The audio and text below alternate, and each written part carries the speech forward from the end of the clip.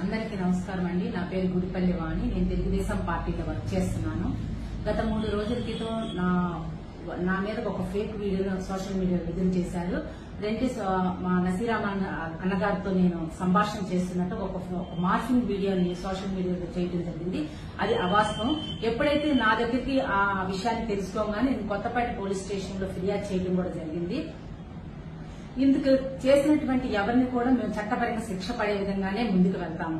రాష్ట్రంలో జరిగేటువంటి వైసీపీ పలు విషయాల్లో అడ్డంగా దొరికిపోయింది. దానికి అదంతా విషయాన్ని డైవర్ట్ చేసుకుని ఒక బీసీ మహిళ నా మీద బురద చల్లి దీన్ని నన్ను ఒక పావుగా వాడారని, నన్ను నా రాజకీయ ఎదుగుదలను కూడా తట్టుకోలేక చేయించారని చెప్పి స్పష్టంగా తెలిసింది. ఈ వీడియో ఈ తోలేటువంటి వీడియో పూర్తిగా అవాస్తవమైనది. అది దీని విషయం పట్ల మేము కఠిన చర్యలు తీసుకుంటామని చెప్పి తెలియజేస్తున్నాం. అందరికీ నమస్కారం అండి. నా పేరు గుడిపల్లి నవీన్ కృష్ణ. నేను కొన్నేళ్లుగా తెలుగుదేశం పార్టీ క్రియాశీలకంగా వర్క్ చేస్తా ఉన్నాము. గత 3 రోజుల నుంచి ఒక మార్కింగ్ వీడియో నా భార్య గుడిపల్లి వాణి ఎమ్మెల్యే గారి నసీరామ్ దానితో సంభాషణ చేస్తున్నట్టు ట్రోల్ చేస్తా ఉన్నారు. శనివారం మా దృష్టికి వచ్చింది. మేము కొత్తపేట పోలీస్ స్టేషన్ లో ఫిర్యాదు చేస్తున్నాము. వాళ్ళు కఠినమైన చర్యలు తీసుకుంటా ఉన్నారు. ఈ మార్కింగ్ వీడియోని వైసీపీ వాళ్ళు ట్రోల్ చేస్తూ పైచారిక ఆనందం పొందుతూ బీసీల మీద మమ్మల్ని బలి చేస్తా ఉన్నారు. ఈ వైసీపీ వాళ్ళు చేసే పనులు వికృత శాస్త్రాలు సభ్య సమాజం తలదించుకునే విధంగా ఉన్నాయి. దీని వెనకమాల ఎవరున్నా కానీ మేము వదిలిపెట్టము. కఠినమైన చర్యలు తీసుకుంటాము, న్యాయపరమైన చర్యలు తీసుకుంటామని చెప్పి తెలియజేస్తున్నాను. ఈ మార్కింగ్ వీడియో పూర్తిగా అవాస్తవం.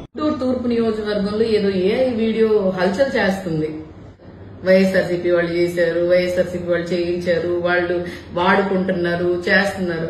నిజం చెప్పాలంటే అది అవసరం లేదు. మాకు అలాంటి నీచమైన రాజకీయం చేయాల్సినంత అవసరం మాకైతే లేదు, మా కుటుంబానికి లేదు, మా పార్టీకి లేదు.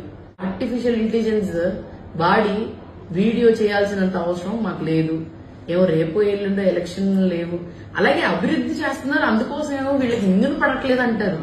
సార్, ఈ రాష్ట్రంలో అసలు ఎంత అభివృద్ధి జరుగుతుందో ఈ దేశం చూడలేకపోతుంది.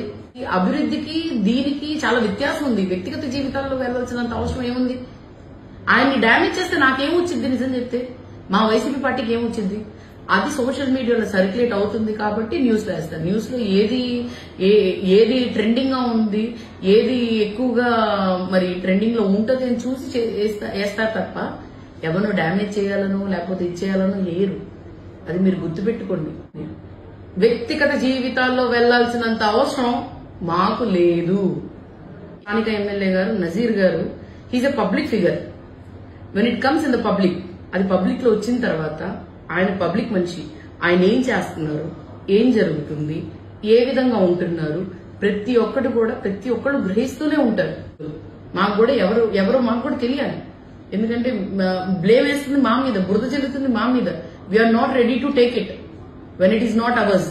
మాకు సంబంధం లేని విషయంలో మీరు తీసుకొని వచ్చేస్తే మేము ఒప్పుకోము.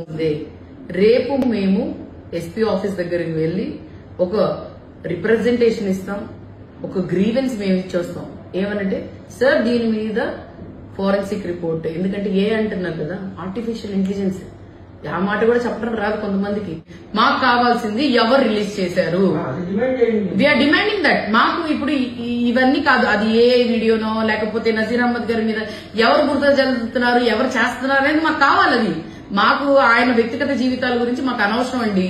Everyone has their own life, private life ఎవరిది ఉంటుంది. కానీ when you come in to the public, better ఇలాంటివి రాకుండా ఉండాలి. వచ్చిన తర్వాత అది పబ్లిక్ అవుతుంది, మనం ఏం చేయలేము దాన్ని.